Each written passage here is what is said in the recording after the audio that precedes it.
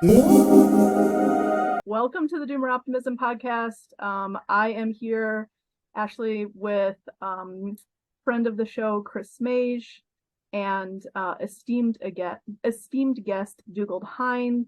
I will have you introduce yourself, Dougald, and then we will jump into a little bit of a longer conversation about your book and where we go from here. Thanks for being here. Well, hi, Ashley. Thanks for having me on. And yeah, greetings from Östervåla, Sweden, which is where I'm based these days. And how do you want me to introduce myself? Let's see. I guess some people who follow Doomer Optimism might have come across the Dark Mountain project, which I started with Paul Kingsnorth back in 2009. Paul and I had both worked as journalists. We'd both been involved in the environmental movement. We were both writers. We'd both arrived at a kind of place of disillusionment with each of those trajectories, I think it's fair to say.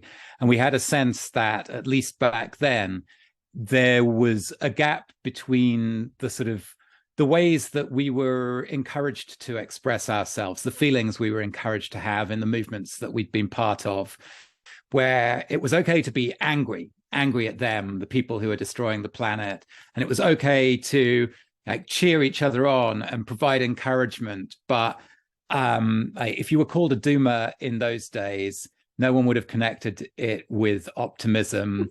And generally, when we wrote the manifesto, people would say to us, look, we get it, guys, you're burned out, but don't go around talking to everyone about it.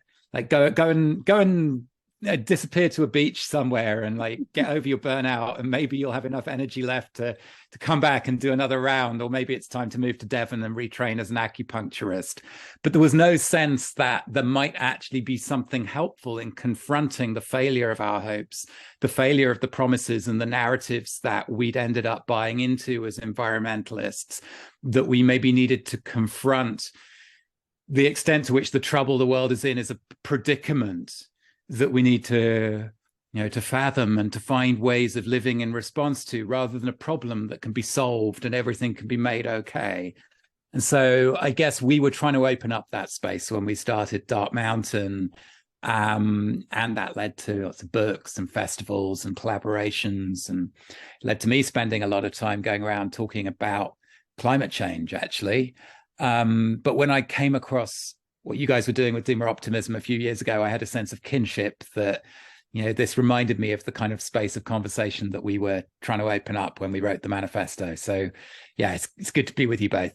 Nice, thank you. Yeah, I would definitely unequivocally say Dark Mountain has been super influential for a lot of the people who are in the space. At that time, not a lot of people were just kind of sort of processing the state of the problem or the gravity of the problem that we're all facing, or the various different problems. And I guess it would be interesting, I kind of like, as an arc of the show, to first kind of lay out the doom and then move toward the optimism. It's just kind of a natural progression. So I'm wondering if we could lay out a little bit of the doom, not necessarily climate change, which I feel like almost all of our listeners are aware, we've been made aware, but also what you talk about in the book. To some extent, I think there is a subset of people who are sort of stuck in a kind of nihilism or endless doomerism, and yeah, I just wonder if you might talk about, I think the doomer optimism thing for us is a lot of us have sort of gone through those stages, almost like stages of grief, where you've gone through first it's oh no, this isn't really happening, or there's bargaining, okay, well, maybe we can just get some solar panels and then it'll be okay. And then the acceptance stage, which is whoa, this is actually a really big loss. There's a really big change happening here. And then whatever happens beyond that acceptance stage is what we're all grappling with. So let's dig into that. Yeah, right. I mean, that was a pretty good description. I sometimes say that for a lot of the people who were drawn to the heart of Dark Mountain, a lot of the people I worked with during the decade or so where that was really at the heart of my work, Dark Mountain became a kind of journey to the far side of despair, where instead of treating despair as a thing to be avoided at all costs, you treat it as something which is kind of forced on you if you're not going to just stay in denial or in forms of action that are really forms of distraction to keep you from thinking about the thoughts that come in the middle of the night. But also that despair is not or need not be an end in itself. I mean, yes, it is possible to get stuck there. It's possible to get stuck in a kind of doom loop of, Facebook will happily serve you all of these salami slices of the apocalypse. And at a certain point in time, you need to stop reading all of those articles because you know enough. You've got enough of a feel for the depth of the trouble we're in. And actually, you need to start learning how to look around the edges of the way it tends to be framed in the ways that it's served up to you. One of the working titles for this book, it went through a lot of titles before we landed on one that actually worked. But one of the not quite working titles was The Kind of Hope Worth Having. Because I say a couple of times in the book, the kind of hope worth having is not this sort of desperate optimism of trying to keep the fears and the darkness at bay. It is the kind of hope that might just be waiting for you on the far side of that passage through despair. And my publisher in Vermont said, absolutely not. We cannot have hope in the title. And I realized after a few conversations with people in North America, like, I don't know, maybe this is like a post-Obama thing or something. Like the whole language of hope is just so burnt out that you have to start from somewhere else. But I definitely relate to the sort of trajectory that you're describing there, that kind of trajectory through doom to something, whatever we want to call it, hope or optimism or remaining open to surprise on the far side of it. I'll let Chris go, but I just want to briefly say this again. I think I've said it once on the podcast. I totally got burnt out with the word hope because of Obama. I was like a huge Obama organizer, and then I got so burnt out because it was like, yes, we can hope. And then he was like super neoliberal once he got into office. And I was like, this hope thing is just, it's just a projection. It's just, you're projecting your own fantasy onto this word hope. And like, so then I think subconsciously why I used the term optimism accidentally when me and Jason made this term doomer optimism. So I just want to like be clear about that. When I use the word optimism, I'm thinking like of a agency based move toward something. But anyway, so Chris, sorry, you go ahead. Sure. Yeah. Well, maybe just to build on the bit of discussion you've had. I mean, I really liked your book, Dougald. It's great, and I mean, I read. I feel like I need to read it 2 or 3 more times to really kind of plumb its depths, which is great because one of the things I really like about it is that it's kind of serious and also open, and it's not offering sort of quick and easy answers, and I think there's this. Building on that conversation you just had, I think, there is this kind of publishing tendency to say, there's all these terrible things going on. Look how awful it all is. But fortunately, if you follow my 3-point plan, everything will be great. And, I really like the way that you refuse that narrative. And you do find causes for getting out of bed and sort of dealing with the problems, but not that kind of false easy. I mean, solutionism is a word that keeps popping into my mind. Where I mean, you talk a lot about science, which is great, and the difficulties that a lot of us have around science. Not that we want to question the sort of basic practices of science, but the way that science is kind of rhetorically deployed. So there's a lot of great stuff there, but. I mean, I suppose, one thing that resonated to me when I was doing publicity stuff for my own book is kind of just building on the point you've been discussing where, I would talk about, a small farm future, the title of my book, and people would be like, yeah, great. We need localism. We need small farms. Humanity is facing this existential crisis. We're on the point of extinction. But then it's almost like, yeah, but we're still going to be flying around the world and sort of having holidays in the Mediterranean or whatever. I mean, I exaggerate a bit, but you know what I mean? So there's almost this disconnect. And I guess I feel it myself in my own life a little bit So I just wondered, yeah, you know, what I think you talk about really nicely in the book is trying to move beyond that. And, you know, you have various why I'm no longer talking to people about climate change as a sort of phrase, or, you know, just trying to move beyond that kind of easy solutionism. And that's, you know, that's where I think the doom or optimism thing is so great. And Ashley's original question, you know, in order to have any kind of realistic optimism, you've first got to embrace the doom. So, yeah, I'd be interested if you know, for you to talk a little bit about that and maybe ground it in some of the discussions you have about science around climate change or around COVID. You know, the our over easy recourse to solutions, I think, is something that's kind of hobbling us as we confront the difficulties. Thanks, Chris. I mean, firstly, right back at you, because your book was one of the books that made it possible for me to write this one. And yeah, I mean that completely sincerely. And really, there are kind of, when I think about the field of possibility out of which this book came, A Small Farm Future is one of its kind of close neighbors. And the other book that comes up a lot along the way for me is Vanessa Machado de Oliveira's Hospicing Modernity. And sort of reading your two books alongside each other, you know, what was powerful for me about that is that you're not drawing on the same sources. You didn't necessarily know each other's work, but you find yourself arriving at this kind of similar diagnosis of the kind of deep root of the trouble we're in, where you say in your book, like the cultural crisis that's like the 10th on your list of 10 crises, the best name we can give it is modernity. And that's kind of what I'm talking about in the book. And something that Vanessa says that, like, it took me a couple of years of like being in conversation with her and hearing her say this before it really landed. But she was always using this phrase, presently unimaginable futures. And that thing that you describe where people are like all on board with the kind of happy localism, small farm future, and assuming that somehow we get to keep all the bits we like of the way we live now, or the way that a lot of people around us live now. To me, that's precisely what Vanessa is inviting us to stay with the trouble of when she talks about the futures worth working for being presently unimaginable. And they're presently unimaginable because in order for them to become imaginable, we have to become other than who we are. We have to go through a process of being changed.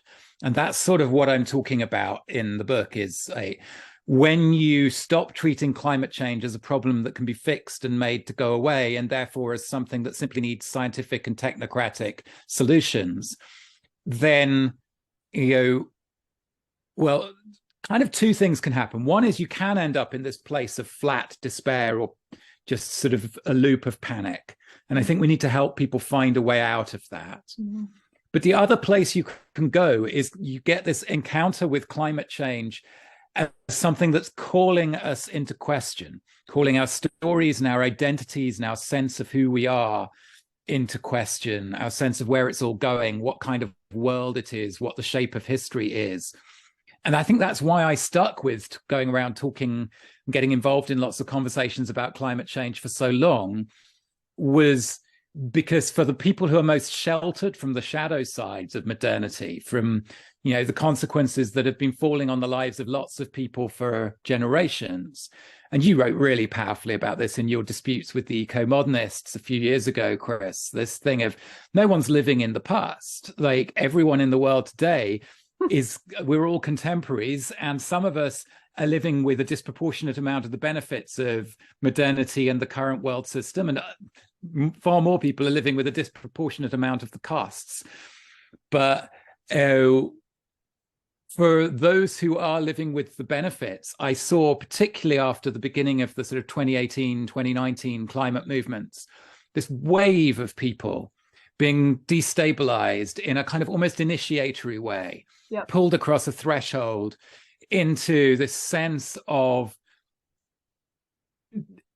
people's identities and narratives being shaken at a really deep level in a way that can be very, very generative if it's held well and held with care.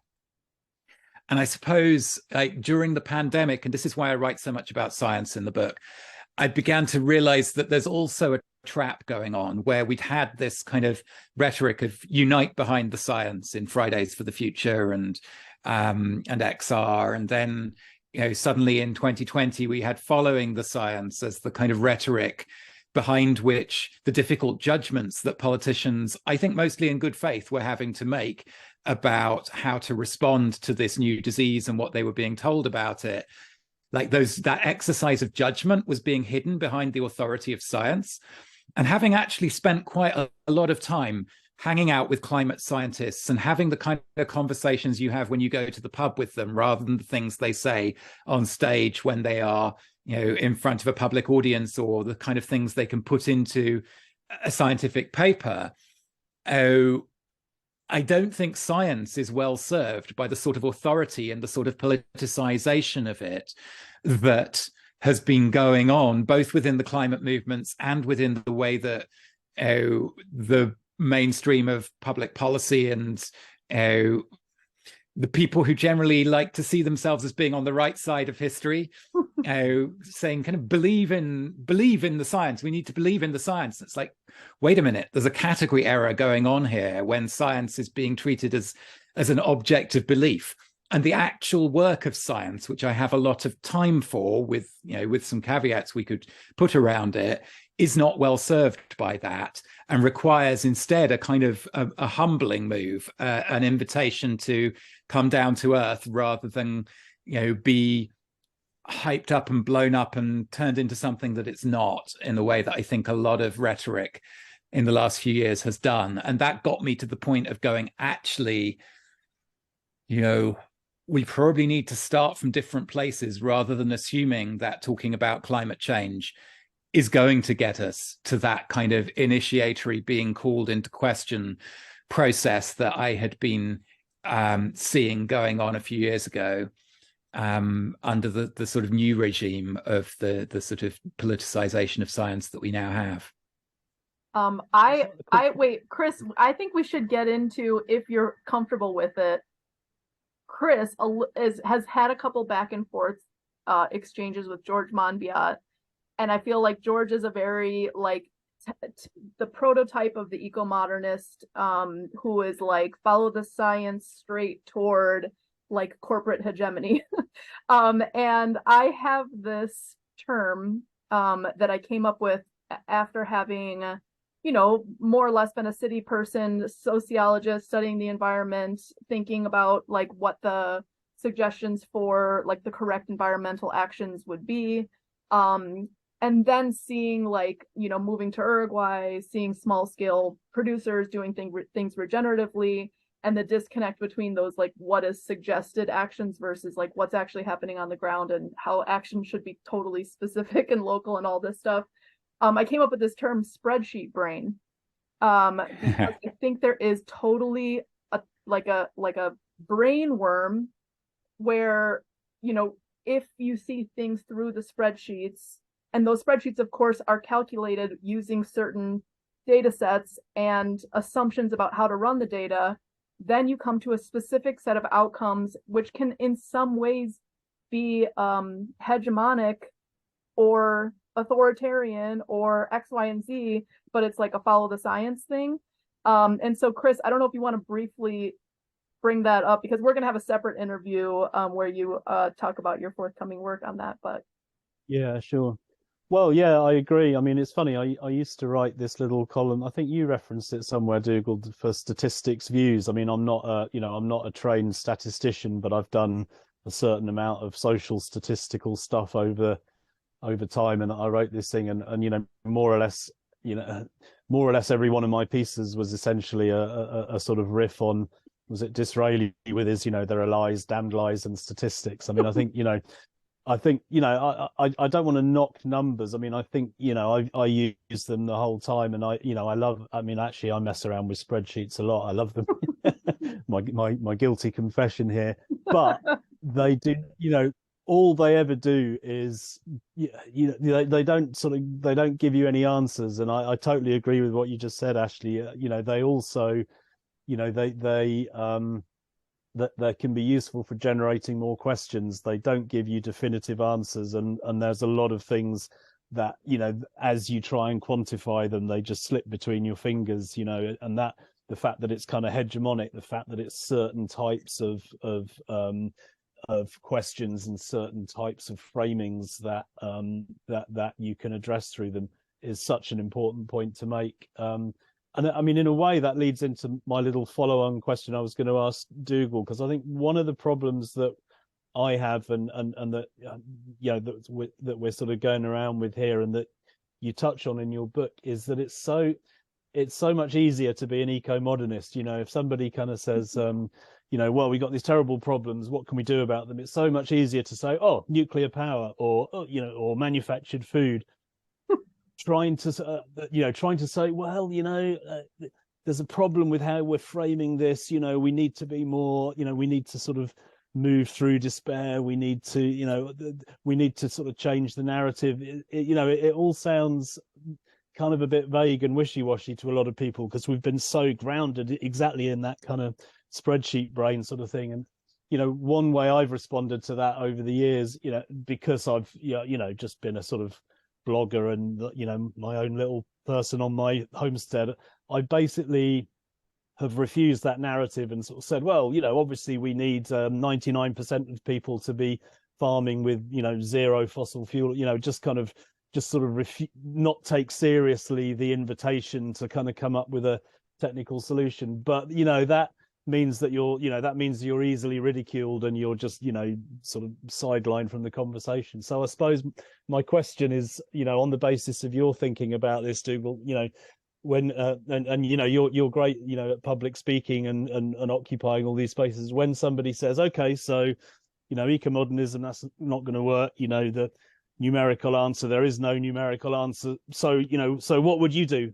You know, how do we answer that question in a kind of sound bitey way that, you know, you were talking about, you know, with the climate movement recently, people wanting to, you know, if people were held, it would be generative. So what is that process of holding? You know, how could the three of us, you know, in our sort of communication, how can we hold people better? Yeah. What a great question. I mean, obviously, I do get asked that question, or sometimes people don't even ask it because they can see that it would sound a bit silly in the light of what I've been saying, and yet I can see it's kind of there in their heads because they know that they will be asked it if they try to pass on what they're getting from what I'm saying. And so what I always say is, when the "what are you saying we should do" question is asked, there's always this implication that there ought to be a once and for all answer, that the answer to what should we do should be the kind of answer that can be contained in, you know, the sort of size of nonfiction book that mainstream publishers like to publish, with, you know, a set of chapters leading up to a kind of blueprint where if only everyone would listen to what it says in this book, then we could fix it all.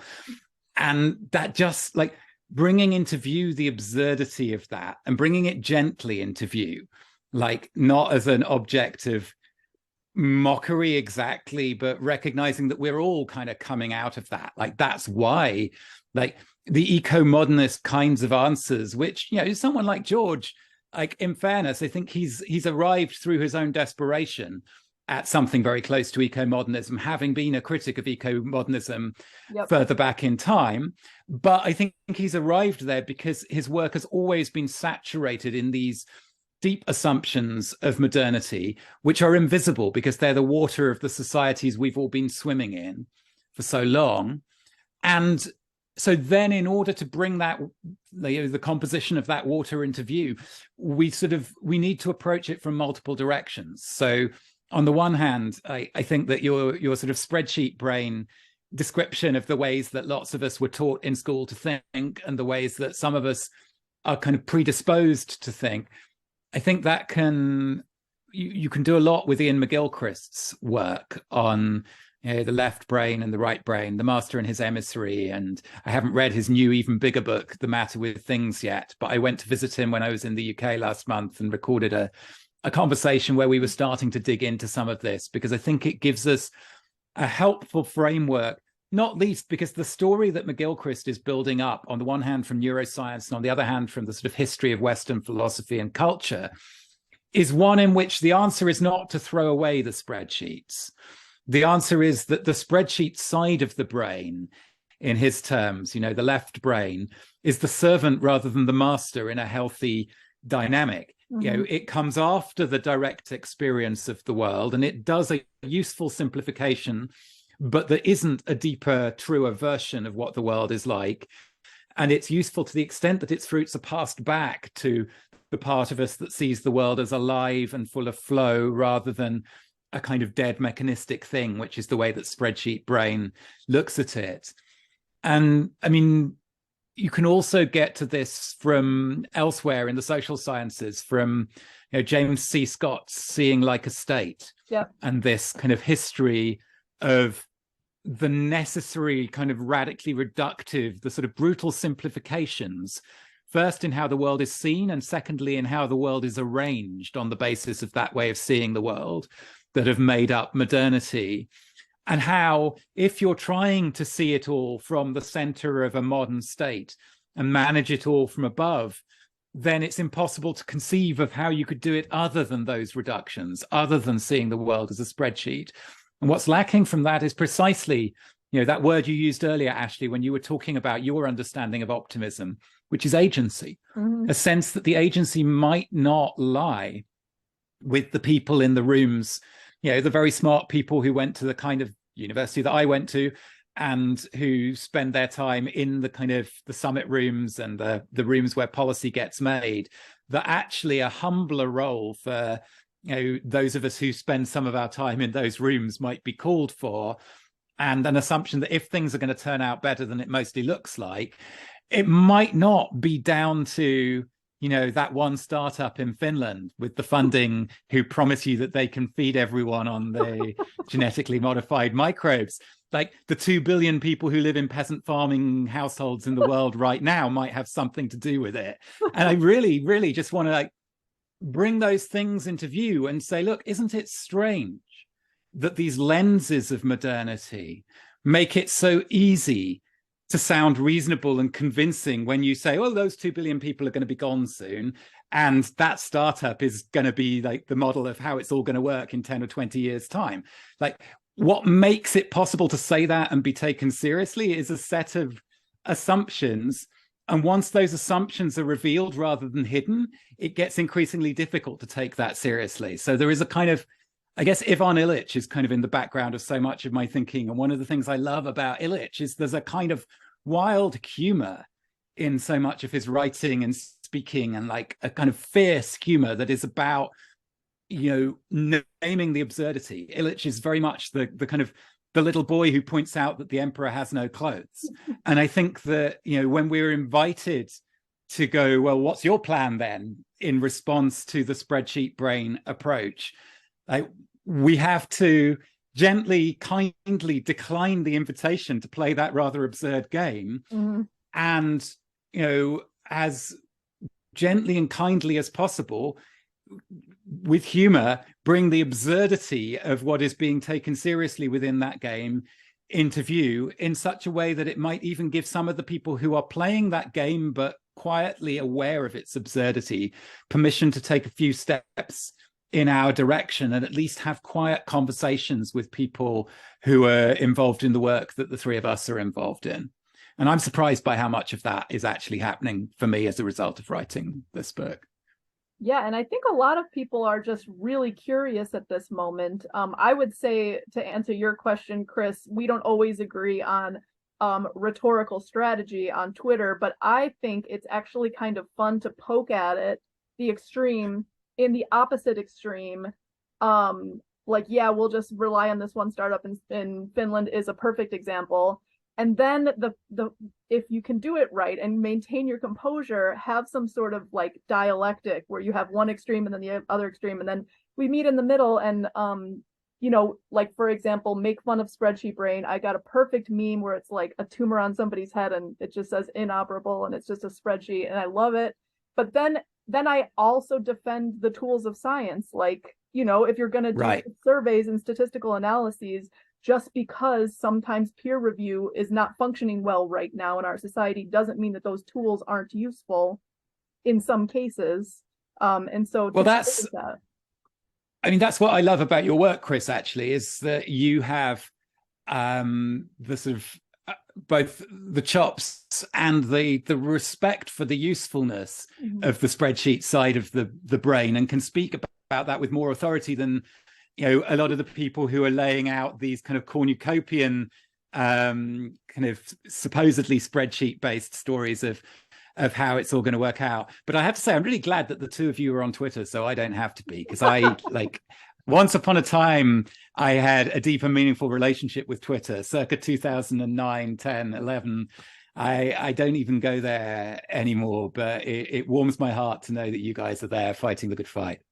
Well, Ashley is the real expert. It's the language, you know, I feel like I'm a sort of language learning student. I don't, you know, I look at some tweets, I don't even know what the hell it means. Yeah, whereas, you know, Ashley, I'm the mimetic. right. I'm the mimetic expert. I'll control that domain if you guys don't mind. Yeah.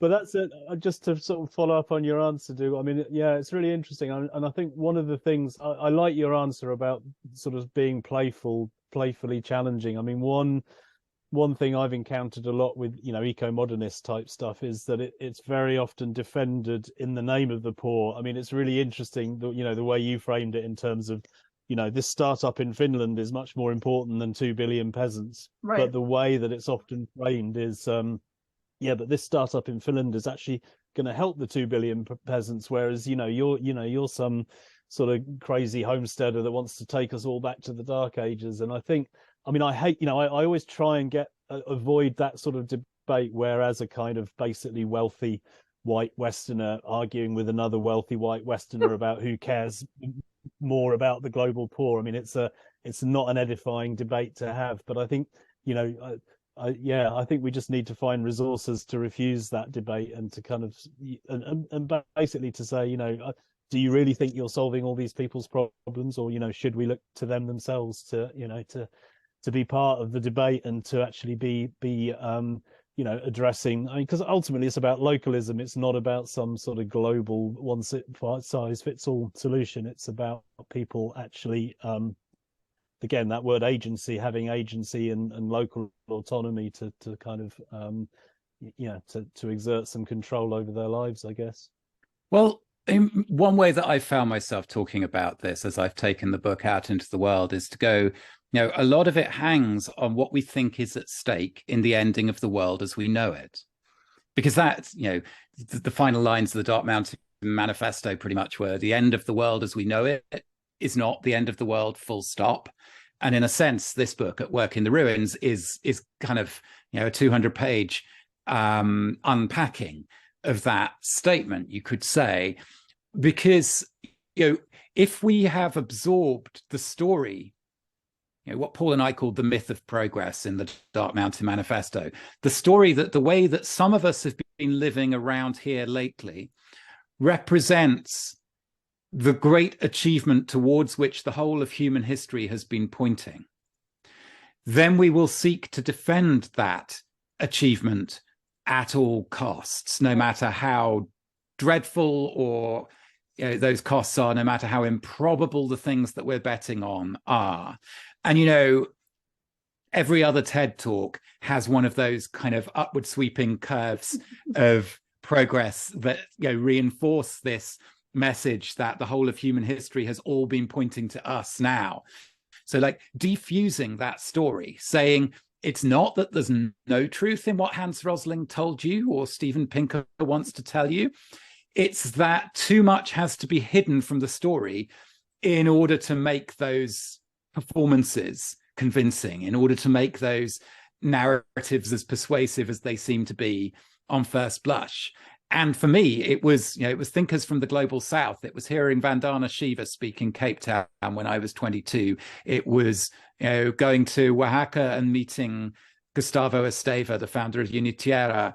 It was these people and reading lots of other thinkers and activists who've been involved in grassroots peasant movements around the world that gave me the confidence to kind of call the bluff of that thing that you're describing, Chris, which actually reproduces a very colonial dynamic in, you know, in its insistence on the need for the white saviors from Finland. I live in Sweden, so I get to make jokes about Finland. My mother-in-law is Finnish. I hope she's not watching this. But I've derailed myself now. I might jump in. Okay, so the one thing that I do, I think there are a set of heuristics, maybe not solutions, but I could probably write, and probably should write, like a list of heuristics that you should be tending toward if you're like interested in a solution. And I think those are sort of localism, local self-determination, but also working with your hands and doing something with your hands, being more present and agentic in your own life. Like realizing that, whatever kind of track you're on, whether you're professional managerial class or working class, like that there are options still within these different tracks to live differently. But there's options to do things like downshifting, which is like consume less, work less hours, you have more free time, these different kinds of approaches. But I think my research, I'm very interested in what gets people asking these questions and actually going in this direction. And I'm a kind of historical materialist. I don't know whether or not you agree, but I kind of feel like people start going in this direction when they have to, when they reach some sort of crisis point.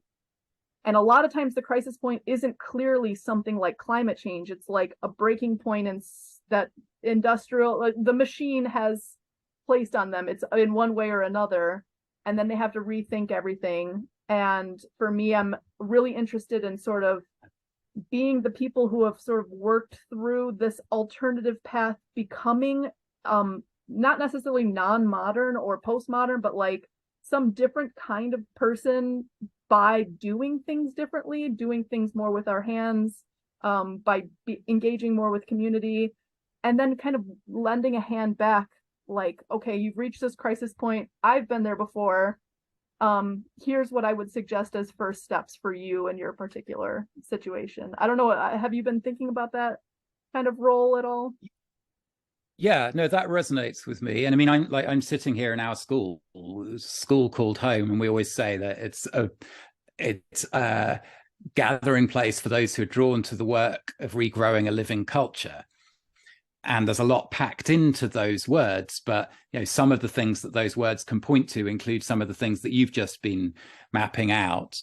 And not least the kind of working with your hands thing, because part of what goes missing in the kind of the TED Talk version of the narrative of progress is that simultaneously with producing certain kinds of extraordinary, previously unimaginable abundance, utterly unsustainable abundance, modernity has also produced these new kinds of helplessness. This is what Illich was very good at describing, that we end up with these kinds of human beings who resemble none of our ancestors anywhere until very recently, because until very recently, humans anywhere in the world, as part of their local cultures, had to hold the skills at individual, household, and community level of building our own homes, feeding each other, growing the food, making the food, caring for the sick, burying the dead. And yes, there have been advances in specific areas in many of those things which produce statistically impressive results in modernity. But if that whole project of modernity was radically unsustainable, then when someone waves those impressive statistics at you, your job is not to surrender to the narrative that they want to use those statistics to support.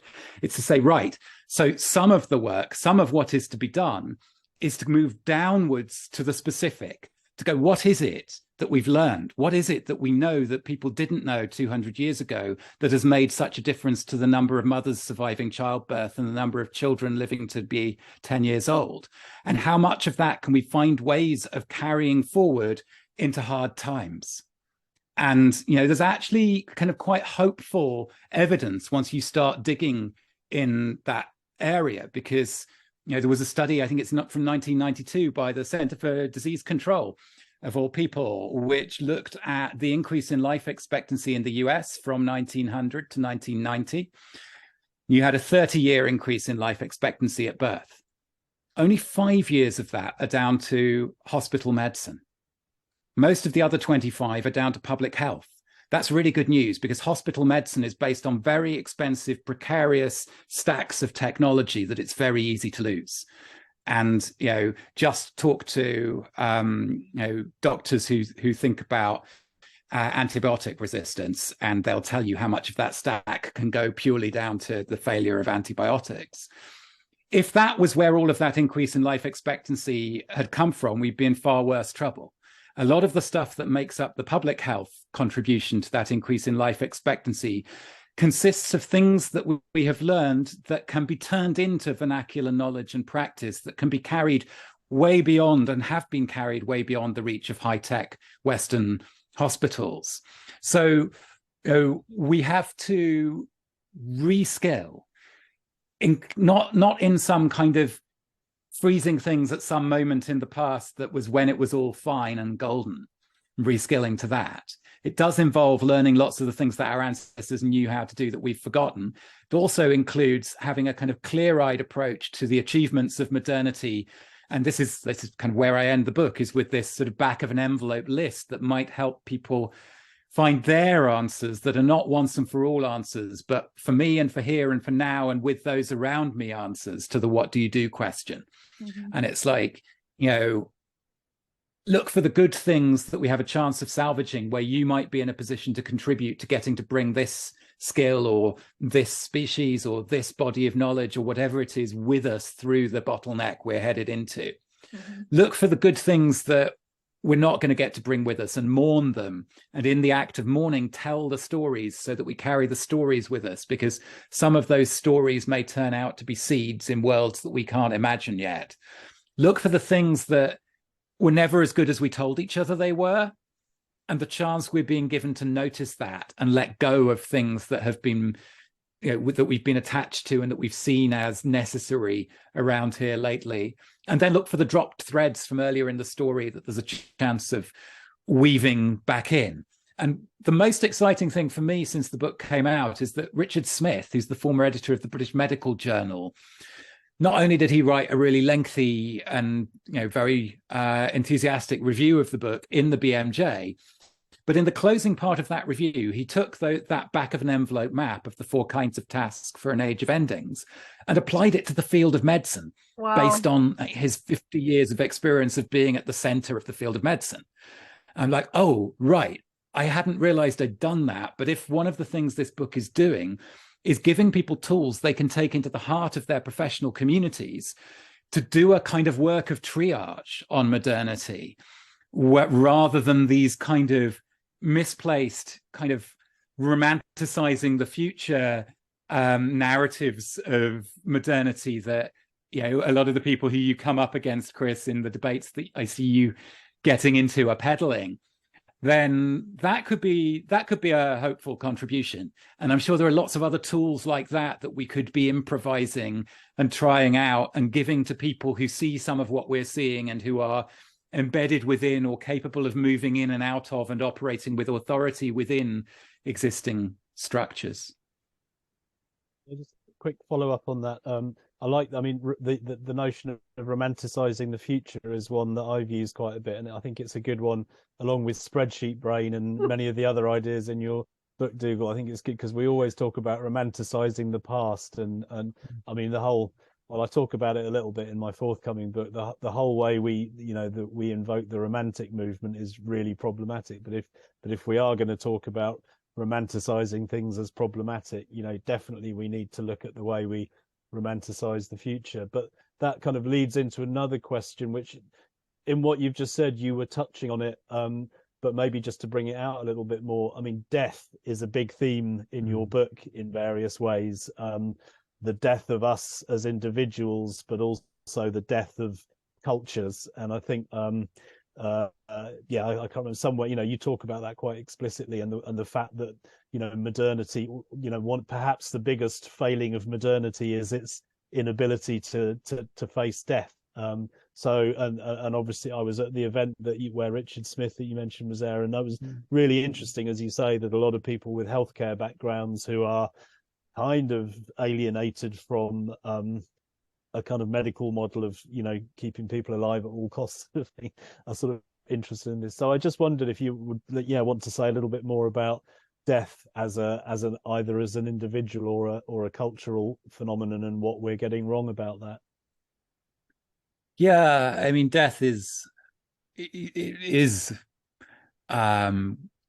woven through the book and deep in the heart of it, because it's woven through life and deep in the heart of life. And I've been listening to the audiobook of the book that Nick Cave and Shauna Hagen have done together, which is Faith, Hope, and Carnage, which is extraordinary. And to have someone with the kind of artistic gifts that Nick Cave has, who has gone through this personal, horrific trauma and loss. His 15-year-old son died under the most horrible circumstances, and who has then just allowed himself to be publicly broken open. And I've seeing him on stage in recent years, but also reading the Red Hand files and now listening to this book of his conversations. There is an extraordinary power when we allow death back from the curtain it's been hidden behind in modern societies. And when we start to tell that story, of course, we have to, in telling it, we have to acknowledge that part of the reason why death has been hidden from view in modernity is because of, some of those achievements in medicine and public health that we wouldn't gladly lose. But that's not the whole story. And we also have to look at the deformations that are the other side of the way that we have handled those achievements. And, I say in the book, I quote Stephen Jenkinson, who's somebody else who has a huge amount of direct knowledge of working with death and writes very eloquently about the death-phobic societies of the modern West. And I say at a point, I think that environmentalism has been haunted by this. I think Western environmentalism, born into the middle of such a culture in the mid-20th century, has inevitably carried on some of the habits of that. And therefore, when we're talking about the fragile earth, some of that fragility is a kind of projection of our own undealt with fear of our own mortality. When we're talking about extinction, some of the resonance of the way we're talking about it is, a displacement from that kind of unremarkable personal extinction that is waiting for each of us somewhere down the road. And just in the way that is just borne witness to by Nick Cave's work over the last few years, and and by Stephen Jenkinson's work, and and by some of the conversations and some of the things that happened around loss and grief within the new shape of the activism that emerged in 2018-19, that had a very different flavor to it than earlier climate activism. We see some of the power that comes back. We don't get to be grown-ups without having been confronted close up with our own mortality. And that's, again, looking at the ways in which humans have made life work in other times and places, looking at the shape of initiations as described by people from tribal cultures, as described by historians and anthropologists. We know that in so many times and places, it's been understood that humans are born, but grown-ups are made, and making grown-ups is the work of culture. And in societies that looked vastly poor by the standards of the spreadsheet mind, an extraordinary amount of the resources of the societies have gone into these cultural processes and activities and rituals, including the ones which bring young people across the threshold from childhood into the first phase of adulthood. And again in those rituals. And if you want a place to start to get some pictures of this, Malidoma Some's book of Water and the Spirit is a really extraordinary personal account from Burkina Faso. But what he describes, and what you find in descriptions from other cultures, is this real confrontation and real kind of high risk confrontation with a dramatized experience of an encounter with the reality of your own death as part of what teenagers have gone through, so that they can be on the path to being able to show up as contributing grown-ups within the life of their community, rather than helpless, dependent beings in the way that many of us are left when we're sent out into society. And according to the law of the land, we've come of age, but we've not been given any of the things that might equip us for that. And so I think, given that human cultures have almost always laid far greater emphasis on this stuff than we have done around here lately in modernity, and given that those human cultures have had to weather hard times, whenever people come to me and they go, Dougald, I want to have a conversation with you about making decisions about having children in the Anthropocene, because they know what I write about. They know that I'm a father. One of the things I say to them is, look, I understand the different things that you're thinking about, but one thing I will say is that for all the things that are new and strange about where we're headed into, the choice to bring children into a world under conditions of great uncertainty, of not knowing that you're going to be able to guarantee their safety and security and provide for them. Like, how many of your ancestors brought children into the world under those conditions? You're not alone in that. And that's part of what I mean about picking up the dropped threads. It's not romanticizing the ways that people have lived in the past. It's recognizing precisely that they had to live with hard times that we don't want to think about, that are not so different in some ways to the hard times that plenty of other people whose lives are connected to ours by global supply chains right now are living in the middle of. That there are hard times lying ahead for us and our descendants, and therefore we need to start taking seriously these things that have been neglected while we could afford to have societies of overgrown children, while we could afford to be uninitiated.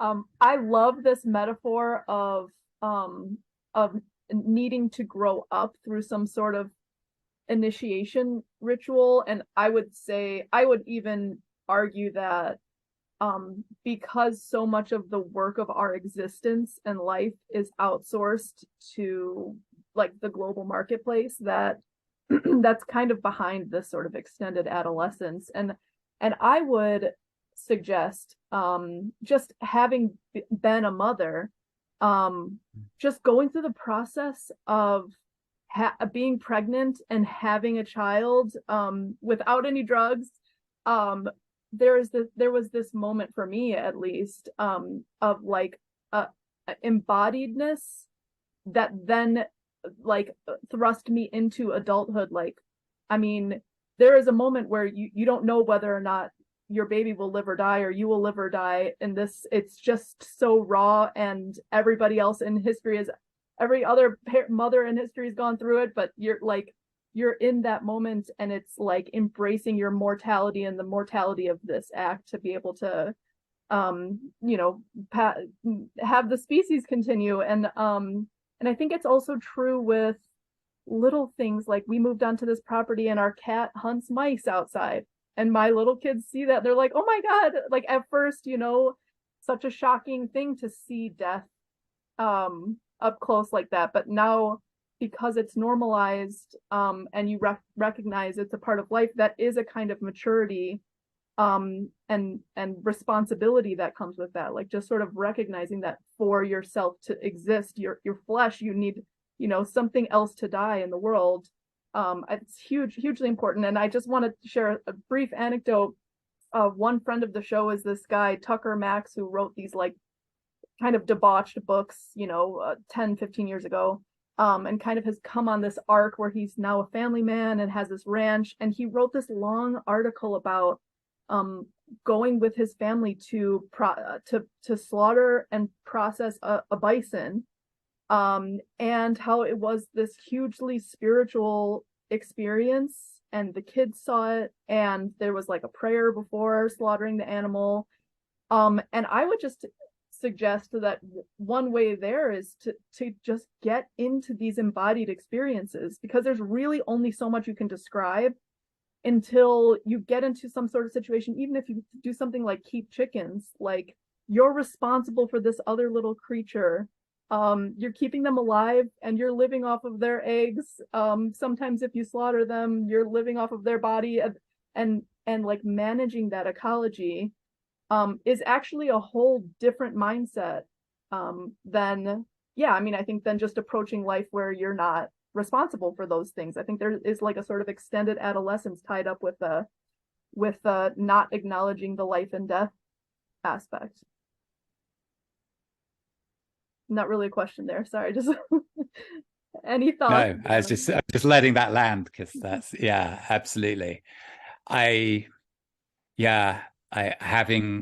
been in the room as a father, playing the bit part that you play during that process of birth, that was one of the things that was powerfully brought home to me.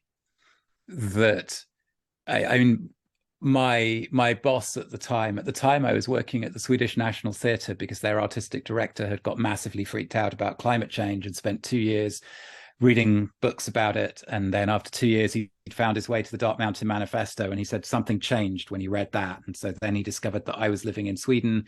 He invited me in for a conversation. I ended up going and working with him for 2 years. And he was a few years older than me, and he had 2 children. And he said to me just before I went on paternity leave, he said, it's the most animal experience that you can have, like being around birth.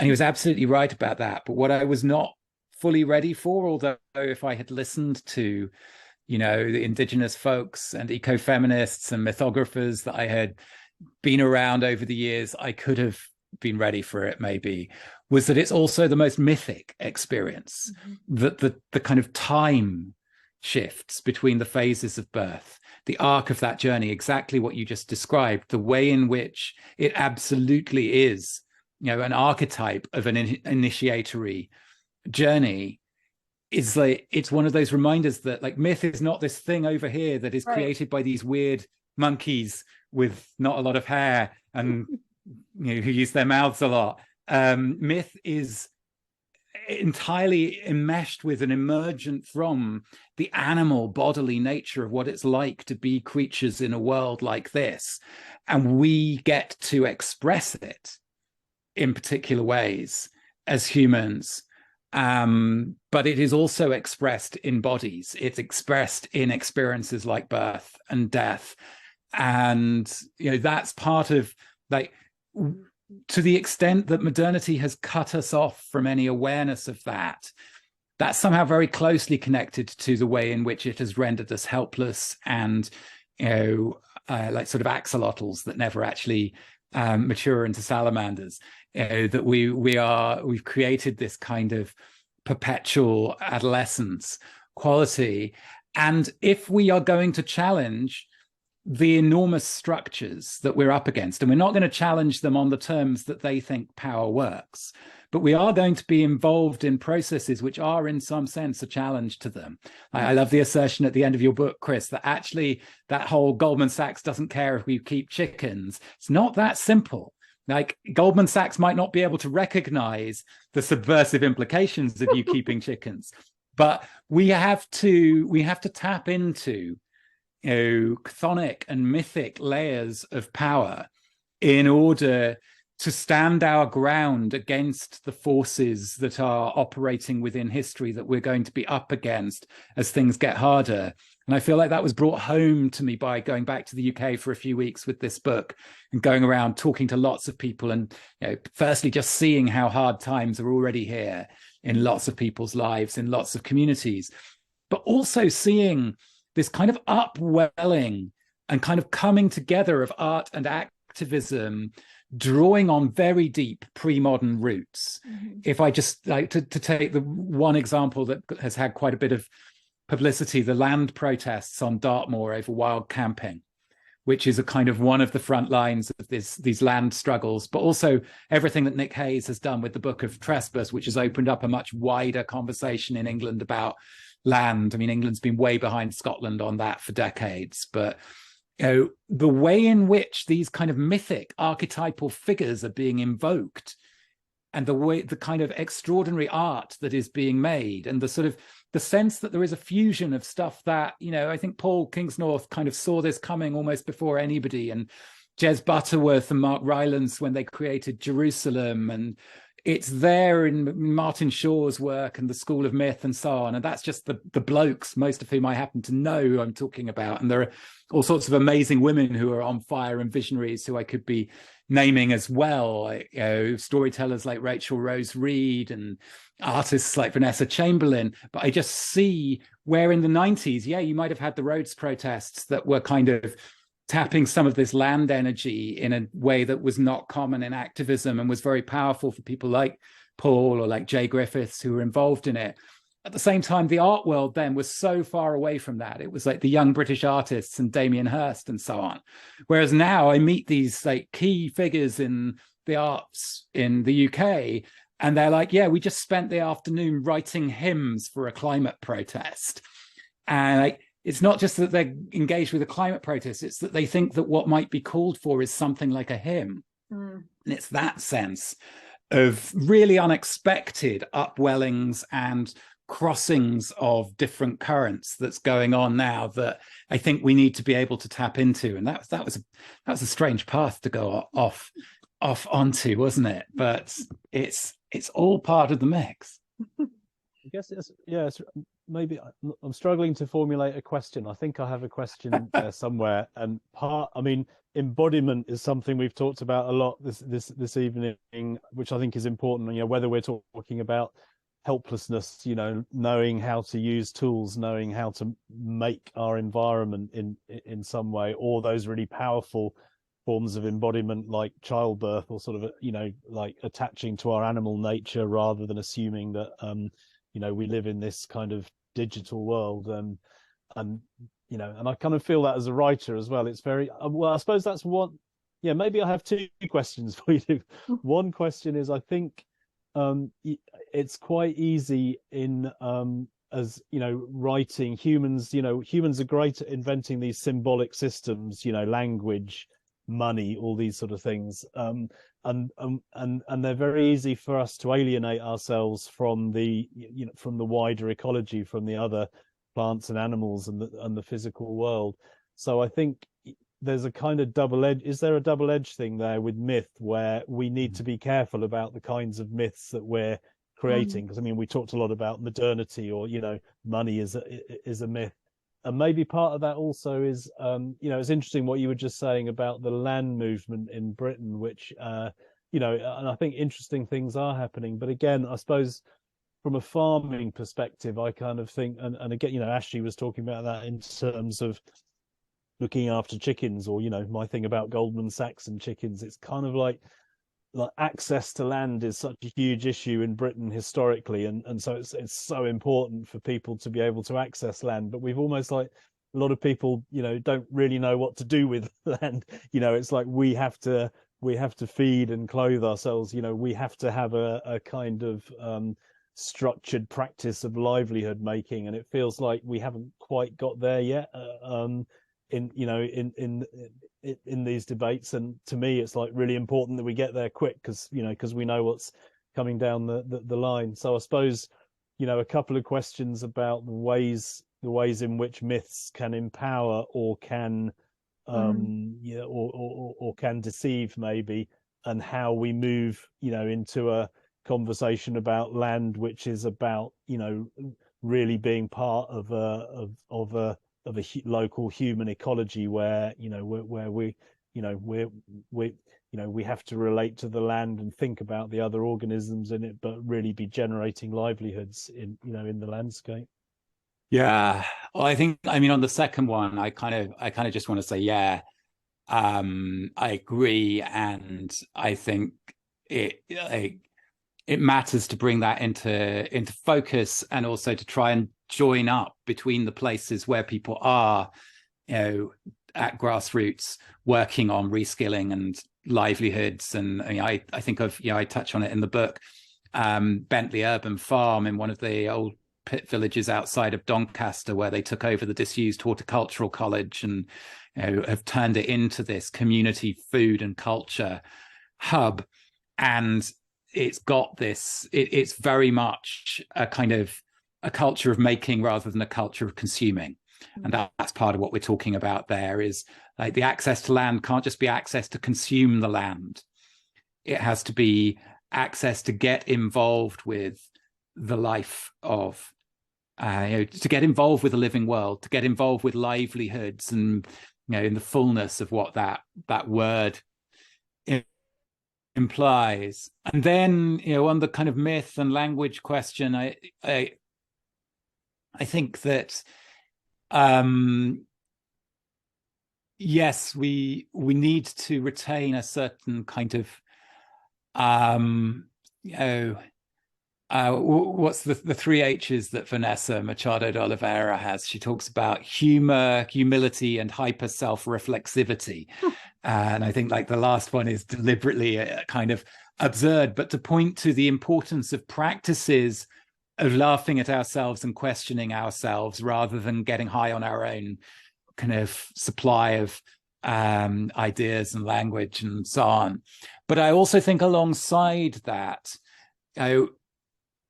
not fully buying into some of these modern and postmodern ideas about the nature of language, and that's why I spoke about that visceral connection between the animal and the mythic in the experience of birth, like affirming that what is carried within myth when it works is not simply some human layer that's created over the top that might be a good map or might be a bad map, but something that's actually rather more deeply enmeshed. Yep. And participating in a living world rather than standing above it and telling a story about it. And that's really strange territory to go into, but that's where you find yourself if you, and again, a bit like what I was saying with how you can go to this, you can find paths from modernity to identifying the problem with the spreadsheet brain via different bodies of work and different people's kind of academic or cultural or intellectual projects. In the same way, I think you can find paths to an understanding of language as something that is rather more strangely entangled with the living world rather than a radically other human imposition on the living world. And you can get there from David Abraham's work in sort of philosophy and animism and phenomenology, or you can get there from Owen Barfield's stuff on the origins of language, and this curious thing that we tend to think that language starts as literal description and then like gets expanded to the metaphorical and the poetic and so on, but that actually the evidence is it's the other way round. Literal description is a very weird, culturally specific, hard to do use of language produced by modernity. Language arises in metaphor and myth and the poetic. And, and again, can go into the archaeology. Stephen Mithen has a book which is exploring the idea or the likelihood that we were singing before we were speaking, that song precedes language. And I feel like all of this kind of deepening, I think as well of Rob Percival's The Meat Paradox is a kind of wonderful, thoughtful book that kind of starts in the kind of often not very fruitful kind of clashes on Twitter over, our vegan future versus the regenerative herd keeping future. And I sort of when I read that, I wrote, Rob does for meat what David Graeber did for debt. Take something that is a fraught contemporary question and give us this much bigger cultural and historical and anthropological perspective in which to start making sense of what might be missing from the arguments we're usually having over it. So, I do agree that, I've been quite resistant to, for example, to Dark Mountain being identified as a romantic project, because I think there is a kind of, there is a dangerous field of, you know, as I say, kind of getting high on romantic and mythic material. There is a need for that kind of self-reflexivity, but I think that there's also like not allowing the story to be that, you know, there is this hard material layer of reality that is described by science, and then culture is some kind of soft comfort blanket that humans create for themselves up here, recognizing that culture is actually more like a sort of tectonic force, or like something that has some kind of mycelial entanglement that goes deep below the human layer into the tangle of the living world, to me is one of the things that we need to assert. And the reason we need to assert it, I think, is because there's power that will come from that. People who are coming alive are they get the attention of those around them. They show signs of the possibility that things could be other than they are, in a way that marks them out from the state that many of us have spent much of our lives in the kinds of societies we were born in, the state that you almost have to go into to operate in some of the spaces of these societies. I feel myself going into that state when I go into Stockholm, into the very bright, busy urban environment some of the time. But we, you know, if we can tap these energies without being naive about the toxic deformations that can go on when people are, you know, attempting to invoke those things, then I think that's where some of the power and the resilience that we're going to need for, you know, the kind of stumbling onwards together into the hard times ahead might come from. But yeah, what I wouldn't want to be advocating for is, you know, building big stories that try and, you know, get people to subsume their identities beneath some big mythic project. That's not a living way of working with this stuff, is it? No, that's a great answer. I mean, and I like your idea of you know, of language being entangled with the living world. I mean, and I think particularly it's a danger with, you know, the old spreadsheet brain, or kind of non-fiction writing. You know, you mentioned some of my, you know, some of my arguments with the eco-modernists, where there's this kind of opposition between the empirical and the mystical, or whatever, which I think is really problematic. But I think, you know, it's easy if you're writing a kind of you know, a non-fiction sort of piece, or a piece of journalism, it's easy to kind of solve in words of problems that are actually insoluble in real life. So or, you know, not that they're not well, you know, solubility is a whole problem. You know, it's not that we can't find a way through, orient ourselves to them, but it's kind of like, it's using that kind of symbolic system like language in a way that isn't, as you say, kind of entangled with the, you know, the greater complexity and the open-endedness of the wider world. So, but I would yeah, background. Yes. Oh, sorry. I would just add, though, I don't think it's, I rail on against Spreadsheet Brain a lot, but I also think there is a tendency, and I've seen this happen a lot, to also do this with fiction and myth, and or picking and choosing from other cultures and making we had a couple of people on the podcast who had these like eco village projects that were like galaxy brain, you know, we've figured it all out, like we're gonna have an ecological society, and it's going to be based on like the mythology of all these different cultures. And it's like, I'm sorry, no, this is so theoretical. You don't just get to pick and choose like this many things at once and design it in advance. Like that just isn't how it works. Like, and there's no education that's as impactful in my experience, and I'm sure, Chris, you've been through this, than just meeting natural limits to your theoretical ideology about how things are going to work on your homestead or whatever. And that, I think, it's incredibly important to hammer home that we've seen actually in the Doomer Optimism sphere some people who are like, were hugely impactful to us. You know, they end up just going to live in some like eco village in Costa Rica that's just like reifying a lot of the same kind of like you know, it's not really engaging with ecology. It's just like, oh, we're just going to have this like nice fantasy life with a bunch of other expats in a gated community. It's like, oh, okay, I guess suburbia was really just the suburbia in Costa Rica was really just the answer all along. You know, we really do need to remake these myths ourselves through experience, like checking them through our own experience, and like building out that intuition again, like trusting my own experience.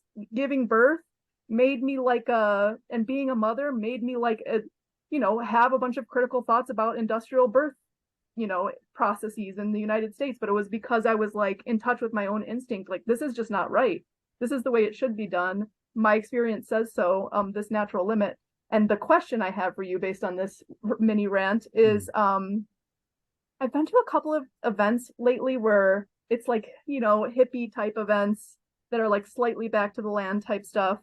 And it seems like everybody's kind of just like picking and choosing different myths, like I said, you know, and picking and choosing different practices. Like some of it is ecstatic dance, some of it is, and like, you know, none of it, it's like there's no coherence to it because it's all just like whatever people feel like they wanted to or whatever's like cool in the hippie community at the moment.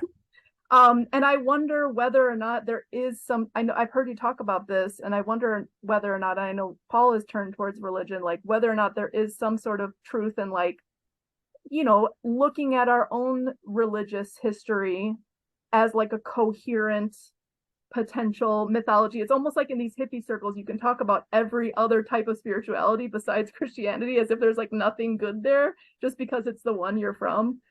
Yeah, so I'm just wondering if you're thinking about that at all, how your thinking is at the moment on this topic. Right, yeah.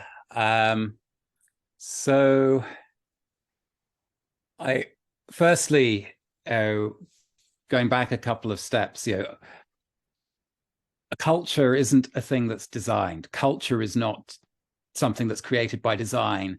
And again, like coming out of, seen through the lenses of modernity, it can be hard for people to conceive of how you can have agency without a process of design, right, without a kind of projected intention that's being deliberately extended into the world, or extended downwards into the world is probably the direction in which to do that gesture. And you know, equally, a culture is not constructed by a kind of supermarket sweep of running around picking what looks shiny. A culture is something far more pragmatic than that. It arises from the need to navigate things like birth, things like the need to feed ourselves.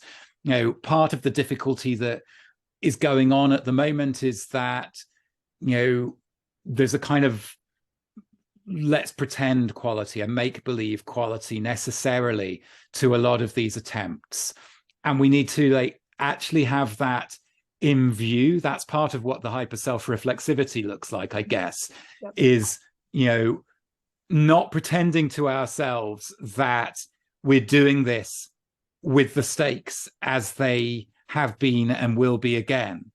You know, we know that we still have things we can fall back on that make the conditions of our lives very different to the conditions of plenty of other people's lives right now and of the lives of our ancestors and descendants.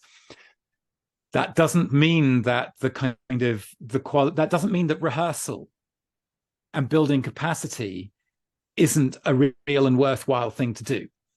But you have to be really careful. I mean, I've always said like the one kind of authentic shamanic tradition that exists in a modern white urban context is stand-up comedy.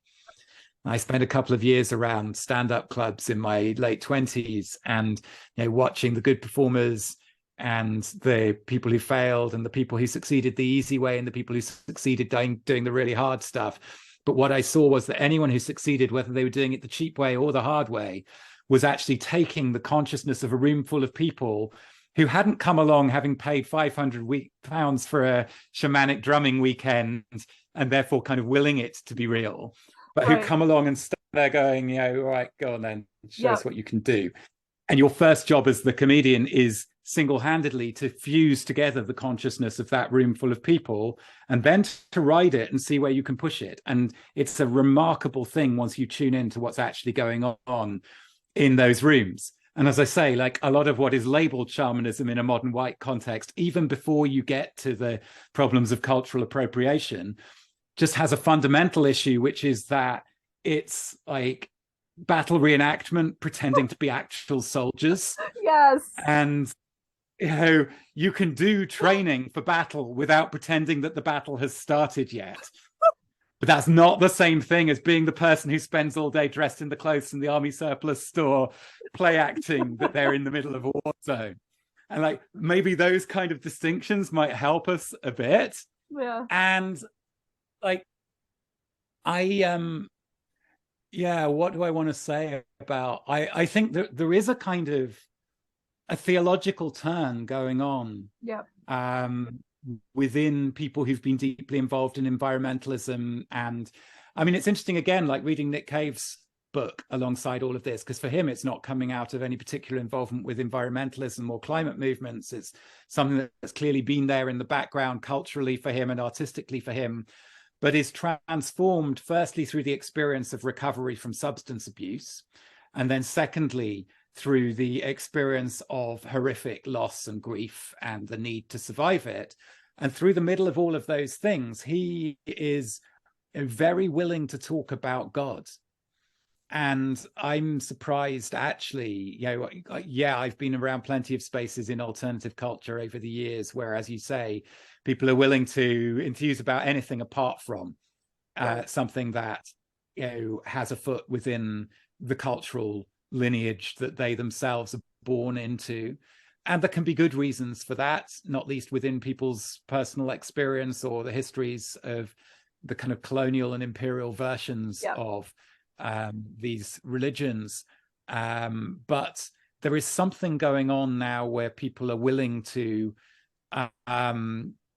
talk in a different way, whether they're actually having the kind of experience that somebody like Paul or Martin Shaw, for that matter, has had of a kind of radical eruption of an encounter with Christianity in midlife, or just I see other versions of it that are simply a kind of a more sober's a useful word for it, a more sober recognition that this is, whether you like it or not, the cultural root out of which you have grown and which has shaped your experience of the world. And it might be worth being a bit less arrogant in the way you treat the traditions of your ancestors than has been fashionable in progressive circles in recent times, let's say. And I mean, I think this is stuff that I want to explore further.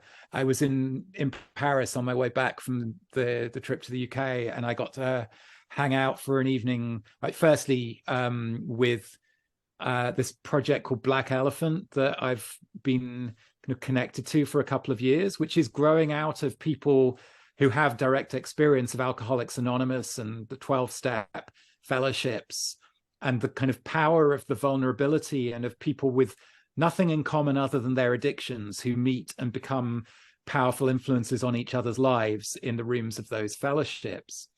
And they will talk about the role of giving your life over to a higher power. Within the language of Alcoholics Anonymous, they've often talked about God as you understand God, like as in not having to take on anyone else's understanding of God, but needing nonetheless to put something in that place, so you're not putting yourself or something else that's smaller in that place in order to make the journey that leads to recovery. And Nick Cave talks about that in his book, and he talks about something can be true enough, and that might sound wishy-washy, but when you've seen people's lives saved by their journeys in recovery, then true enough becomes actually a powerful and pragmatic thing. So firstly, I was at this Black Elephant dinner in Paris, experiencing these attempts that this kind of network of people, some of whom come out of AA and 12-step, are trying to find ways of sharing that with the rest of us, not least in the face of the climate crisis and the trouble that the world is in. But then I was hanging out with Reed Wildermuth, who's one of my favorite, definitely not Christian writers. I don't know if you know him, but he's pagan, political, what does he call himself? Pagan Marxist theorist of the political and the sacred. He lives in Luxembourg and has plenty to say about his own experiences of growing up around particular versions of Christianity in the US. But he wrote something out of the conversation we had that I found very striking, that came out on Substack the other day in this series called The Mysteria that he's been writing on his From the Forests of Arduino Substack. And he said, you know, if the Christians ever go back to the wild, then I would defend them with my life. And that came out of his mouth at 1 o'clock in the morning as we were sitting having this conversation in Paris. And he said it sort of followed him home, and he was stuck with the truth of this and had to write about how he could possibly have said it. And part of where he's coming from is he's saying, like, if you're starting in a European context, this is the cultural material. This is like what your villages have been organized around. It's what you've got to work with. And therefore, while it's not my path, I will support people on that path because it might be part of what's called for. And that, you know, Rebecca Bant is somebody else who writes interestingly about this. And I heard her talk about sort of ancestral Christianity, which is a strange thing since Christianity hasn't necessarily been that keen on ancestors in the way that other cultural traditions have. But that maybe part of where some of us need to start from is acknowledging that we stand within an ancestral tradition of Christianity rather than attempting to claim the big universal narratives that Christianity in its missionary imperial mode has attempted to project out onto the whole world. But just at this moment in time, a humbler kind of ancestral relationship to, well, this is what I was given by the people I came from might be part of what some of us need to work with. Chris, do you want to take make one last comment, and I can make one last one? I mean, I suppose maybe there's something in different parts of this discussion about the sort of longevity of culture, sort of beyond our own lifetimes and, you know, further back from our own lifetimes that we've been touching on. I mean, you know, when I asked you earlier about, you know, when people say, so what's your plan? I think part of what, you know, in response to Ashley's question, part of what you were saying is to refuse that kind of, you know, just pick off the supermarket shelf. You know, if we're going to get through what's coming, you know where we are, it's going to be kind of slow culture. It's going to be a process, a long-term process that is much beyond any of our individual lifetimes, but also a process where we have to connect a little bit with, you know, the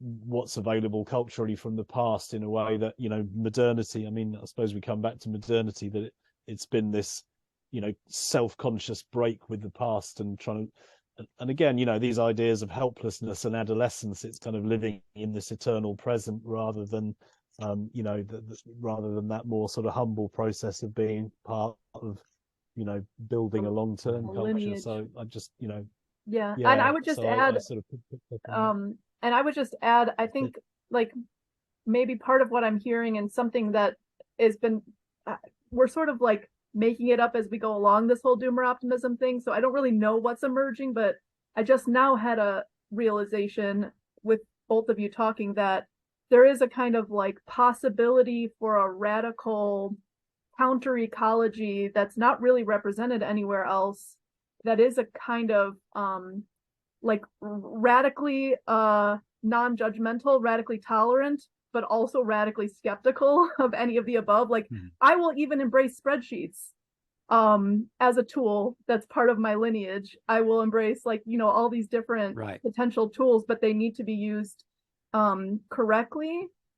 They need to be tested against reality, and my tools don't have to be yours. And so there's like also a radical localist tendency to it. Like, maybe my particular mix of what I've come up with that makes sense for me, and or I'm sharing with people around me and resonates with them, is going to be completely different with what other mix somebody else comes up with, and I really don't need to have a say about their mix.